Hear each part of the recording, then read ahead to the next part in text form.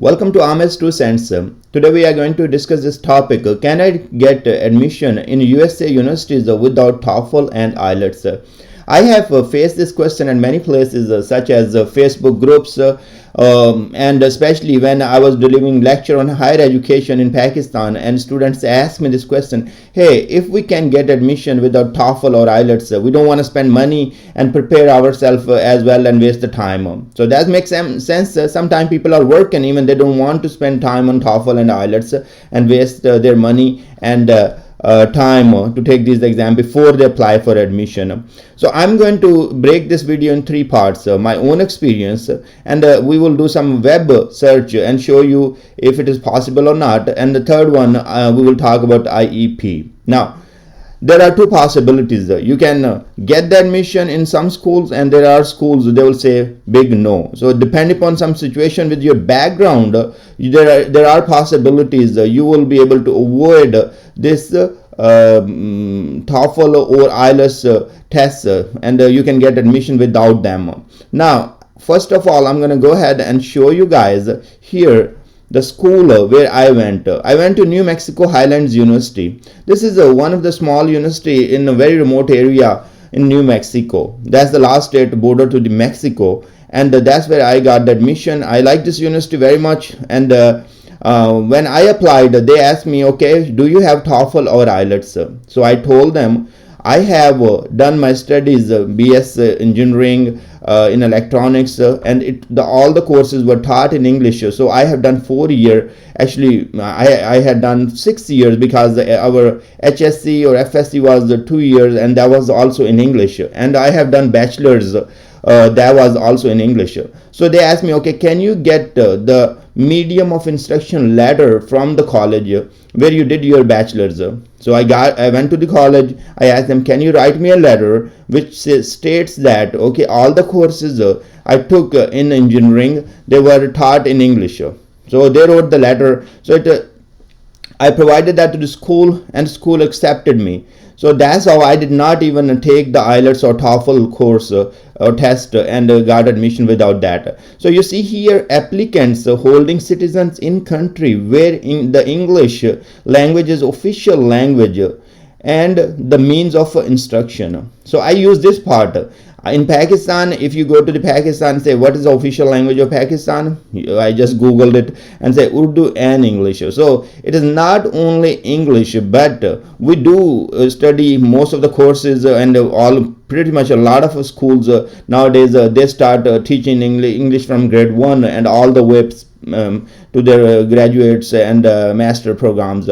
So if you see there, like in Pakistan, India, Nepal, I will say Bangladesh, all the bachelor degrees pretty much are in English. So if you have this background, you can go to the university where you are applying, talk with them, send them email and say, okay, I have done studies in English and medium of instruction was in English, so if you can take a look and exempt that TOEFL or IELTS, and most of the time it will happen. I spoke yesterday. I started recording this video, and I wanted to take a live call with one of the international advisor. I called many of them. I could not get hold, so the video became really lengthy and I deleted that video. But you can call the international advisors and explain your situation, and I can tell you, you have good chances. If you are from a country where you have done your studies in English, you have good chances that they will not ask you to take a TOEFL or IELTS. So another school,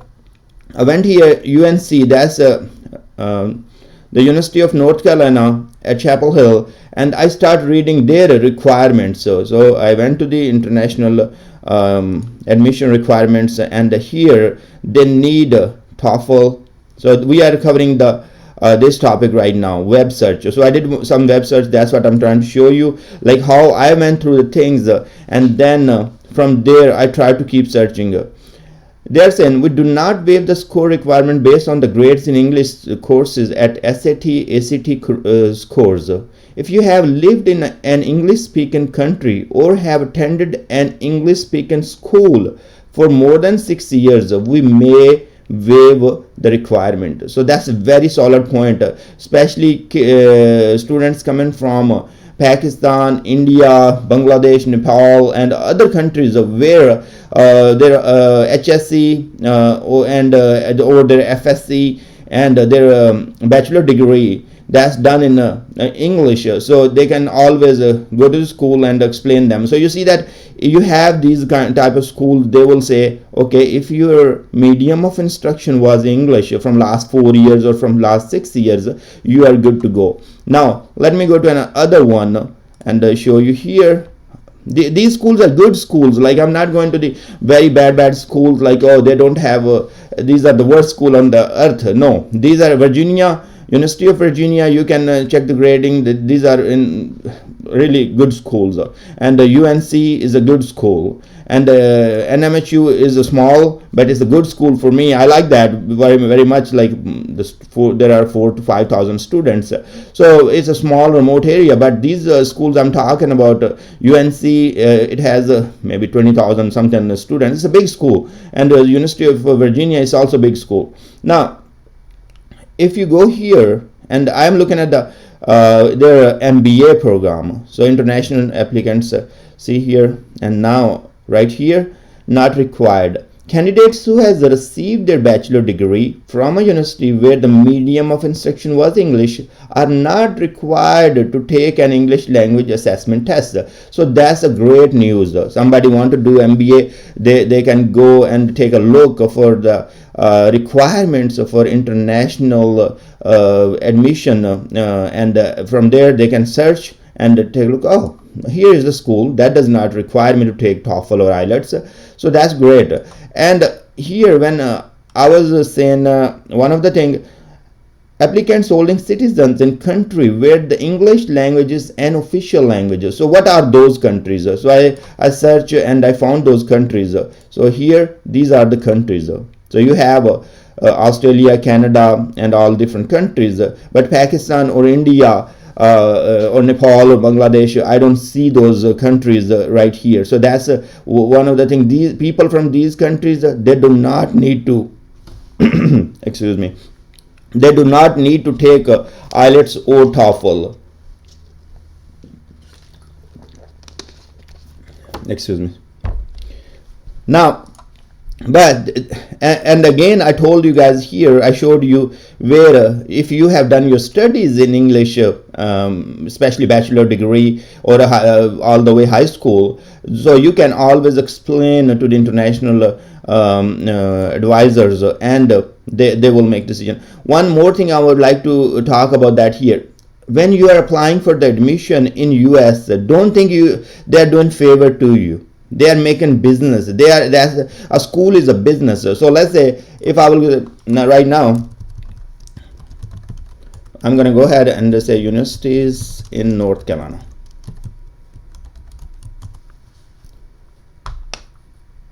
Let's say some schools here. So I'm going to go ahead and open this one.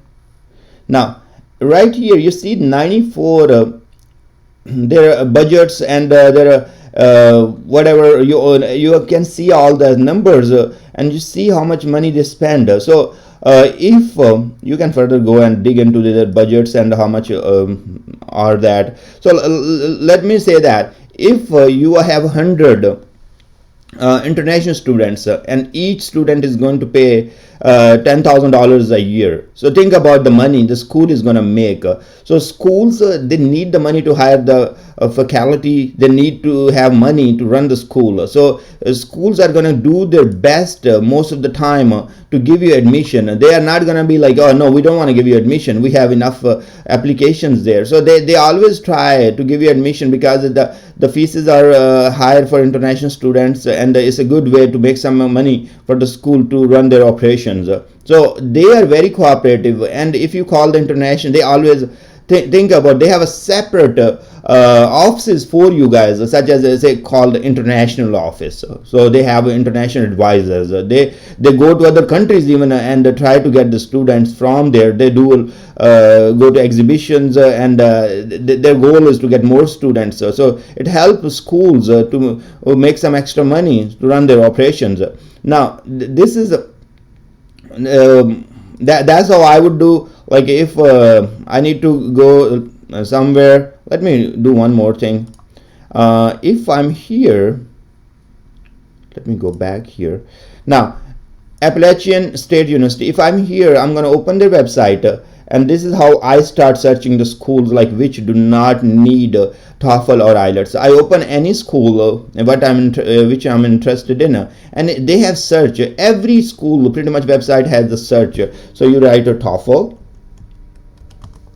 and something comes up. What is the minimum requirements for admission here? So you see right here, this is the score is 75 for TOEFL and 5.4 for IELTS. So that does tell you here. So that's a question and answer. If you go back to here, say international office or international students, you will see the links related to the international students. So you can click on one of them and take a look. So that's how I found out. Like I went to the school universities. Once I was on the school university, then in the search button right here, see, even UNC, I have a search right here, search the site. So I just put TOEFL or IELTS, and then I came to this page and read the part of that where it was saying, oh, okay, if you have done more than 6 years of study, you do not need to take a TOEFL. So that was great. Now the last thing I'm going to go ahead and talk about that is the IEP, intensive English program. So let's say you are totally not interested to get do your TOEFL or IELTS, or your English is so poor, like and you don't want to take IELTS or TOEFL. You say, no, I don't want to take it. I want to just get admission and improve my English there while I will be there, and then I will start my bachelor or master degree. Now they will give you the admission in this course. This is a intensive English program. This can be 1 semester, this can be 2 semesters, depending upon your English. If you are really bad in English, you might take 2 semesters to get to the level where the teachers feel like, okay, you can pursue your bachelor degree or master degree in English now. So again, it totally depends upon your level of proficiency in English, and you will get admission. You come here, you start taking English courses, and once you are done with that and you have some good level of understanding with English, then you will apply for your bachelor or master degree admission. But I to be honest with you, if I will be you, I will not recommend getting admission in IEP. And most of the consultants, so this is what they are doing. If the kids they don't have enough background with English, they don't have enough background with the actual documents to get admission in bachelor and master degree, they will push them to the IEP so they can make some money from there, and then you don't pass the interview at embassy. If think about Pakistan. If a kid is saying, oh, I have done my BA and I want to go for higher education, and I don't know how to speak English, think about the visa officer who's going to treat you in a Pakistani embassy. So are you going to go and have the interview in Urdu? And think about the same thing. If you are from India, there are like 500,000 students. Pretty much, I have the numbers, but there are like 300,000 students even applied for H1 sometime in 1 year. So think about the number of students come from India. So if you are going to say, oh, I want to go and learn English in USA, they are not going to be happy about that when they have around 500,000 students sitting there with their bachelor degrees, with their really good GPAs and all that. So your chances will be very small, but you have wasted money to apply for IEP. And then you have also paid to some consultant who has prepared your document. So I will suggest not to apply for IEP. If you are really want to do your bachelor's or master and the school does require IELTS or TOEFL, go for it and learn there while you are in your with your parents. You don't have to spend a whole lot of money on living and all that. And if or otherwise find a school which can give you admission without TOEFL or IELTS, depending upon your previous education backgrounds. I wish you guys all the best, and I hope my information, whatever I try to convey, or I try my best, like whatever I knew or experience I had, so help you out. So last thing, if you like my videos, subscribe, and thanks very much for watching.